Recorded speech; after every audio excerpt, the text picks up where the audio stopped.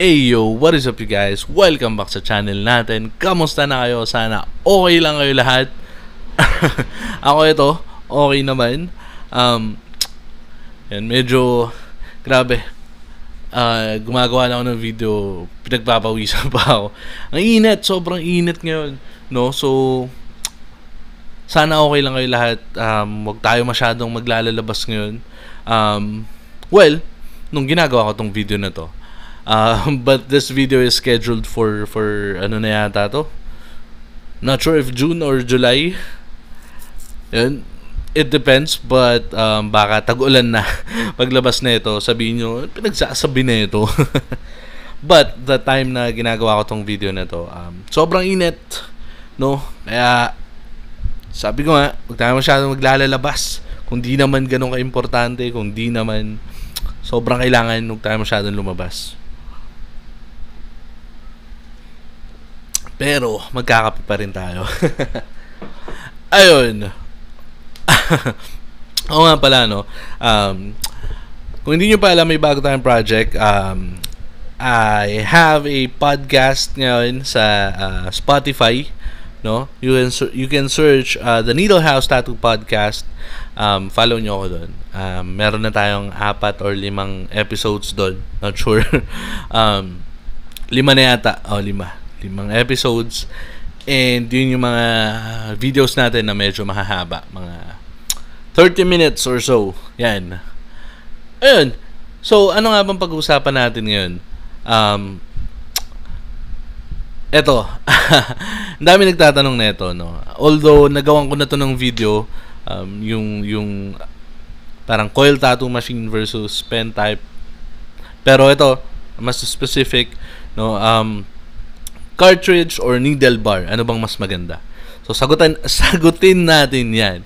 Pero bago 'yun, kung hindi ka pa naka-subscribe, please do subscribe and hit the bell icon para na-notify ka tuwing may bago tayong video, dahil every Saturday nag-upload tayo ng bagong video.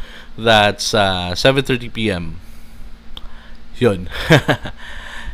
Anyways, bago tayo magsimula, lagyan muna natin ng konting intro.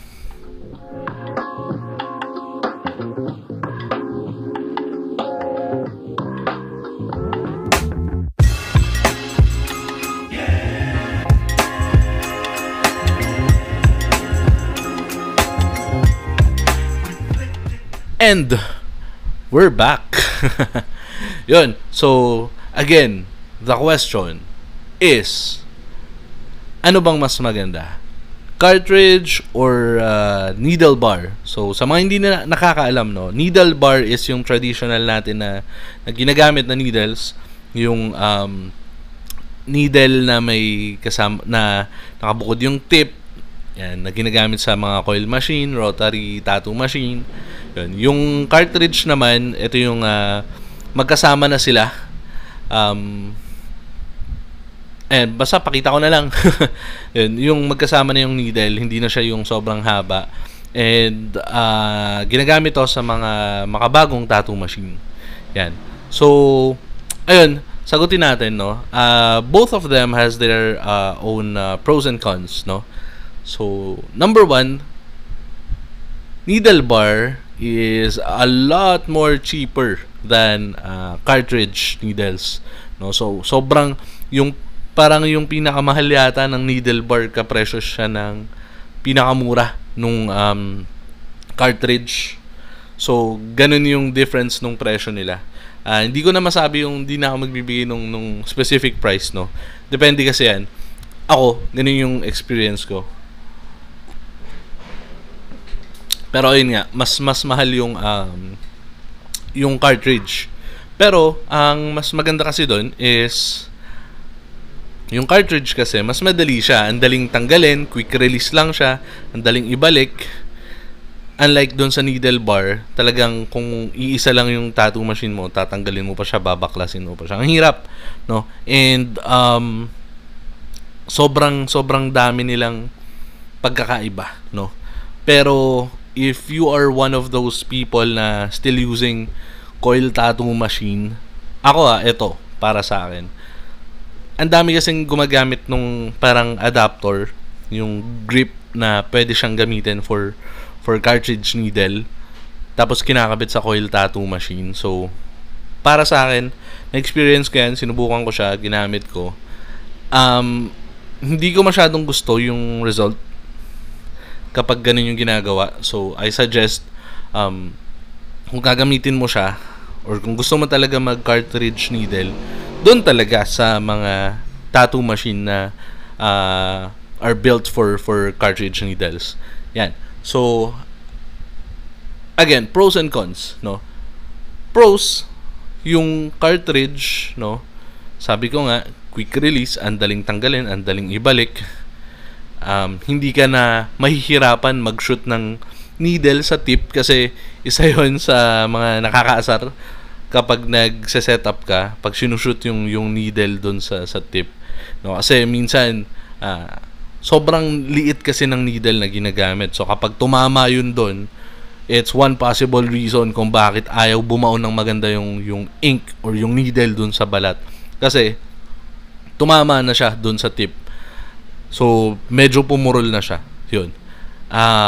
What else? For needle bar naman, ayun nga, isa pang mahirap sa kanya is, ibebend mo pa, 'di ba? Tapos, isushoot mo pa sa needle bar. Ang dami mong kailangan Kailangan mo pa ng igogoma mo pa siya.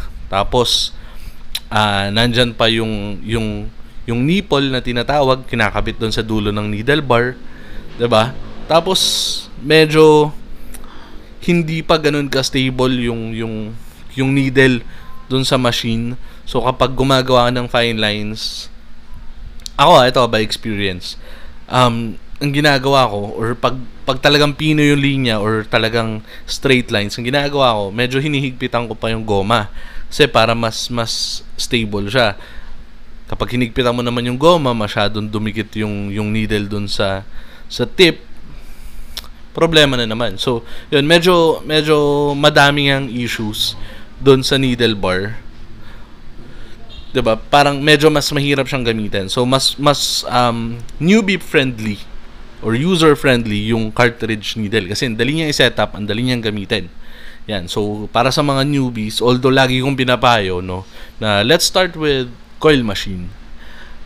Yan. Kasi, since, sabi ko nga, kaya ginawan ko to ng bukod na video kasi, kapag kinompare natin yung cartridge type na tattoo machine versus coil tattoo machine, doon pa rin ako sa coil tattoo machine. Kasi, bakit? Mas marami tayong pwedeng adjustment na gawin sa coil tattoo machine. And by experience, etong mga kasabwat, by experience to, mas madaling gumaling yung tattoo na galing or na ginamitan ng coil tattoo machine. So, bakit? Kasi, yung coil tattoo machine, mas may give siya. Kasi yung palo niya, nandyan yung front spring, 'di ba? Tapos yung hirap ipaliwanag pero mas marami kasi siyang adjustments. Pwedeng mas mahaba yung karayom na nilalabas doon sa dulo ng tip. Pwede rin siyang i-adjust na mas maikli yung galaw ng karayom. Ang dami, sobrang daming adjustments na pwedeng gawin. Sobrang versatile. 'Yun. So, that's why mas gusto ko talaga yung coil tattoo machine. 'Di ba? If only there's a way na mas maganda yung maging result kapag coil tattoo machine tapos naka-cartridge. Ewan ko sa experience ko lang naman, hindi ko masyadong nagustuhan yung result.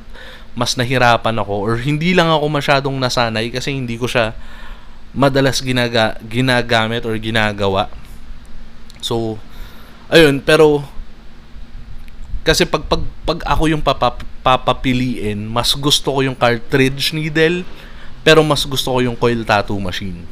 Yun. So, that's the reason bakit binukod ko ng video to. Kasi, sasabihin nila, ang isasagot niya ni Kasabwat, mas gusto niya yung needle bar kasi mahilig yan sa coil tattoo machine. No! That's also the reason bakit laging tattoo pen yung gamit ko ngayon. Kung mapapansin nyo, hindi ako masyadong gumagamit ng coil tattoo machine ngayon. Kasi nga, for convenience, wala na akong tattoo shop. Mas madaling mag-home service, mas madaling magligpit dito sa bahay kapag yun yung setup na gamit ko, 'di ba? And plus yung battery pack pa, mas compatible siya sa mga tattoo pen. So yun, that's the main reason. Pero sabi ko nga, mas convenient para sa akin yung cartridge needle versus dun sa traditional na needle bar. 'Di ba? So medyo magulo, medyo mahirap pumili. Kaya sinasabi ko kung saan ka talaga nasanay, yun din talaga yung mas gugustuhin mong gamitin.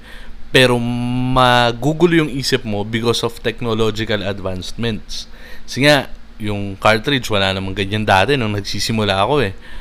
As ngayon, ang dali na niyang gamitin, sobrang hassle-free.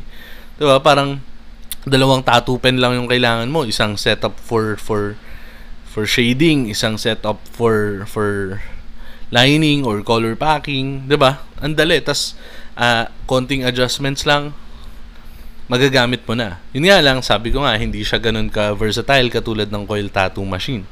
So, yun yung mas gusto ko naman sa coil tattoo machine. So, ba't nga ba bumabalik sa mga machine yung usapan? Well, di natin maiiwasan kasi nga, yun yung mga pinaggagamitan ng mga needles na to. Pero, ayun, sobrang daming advantage ng cartridge needles versus sa needle bar.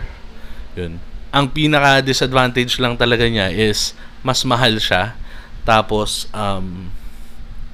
ayun nga, yung pinaggagamitan niya na machine, yung mga tattoo pen, yan, mga rotary tattoo machine, mas konti yung adjustments niya. Pero alam ko ngayon may mga bago na ngayon na sobrang daming adjustments din na mga pen type. But it's more expensive pa rin talaga siya. Yun. So, kasi sa coil tattoo machine, kahit yung mumurahin, marami na siyang. Kasi, yun lang talaga siya. Yung coil tattoo machine, ganun siya ginawa. May parang, kung ano siya mismo, yun na siya. So, kahit yung mumurahin, kahit yung mamahalin, parehas lang ng adjustments. Yun. Unless may mga special tattoo or coil tattoo machine na may mga bukod pang adjustments, yun. Doon lang siya naiiba. Pero, yung pinaka-basic coil tattoo machine, yung mahal, yung mura, parehas lang yan na maraming adjustments.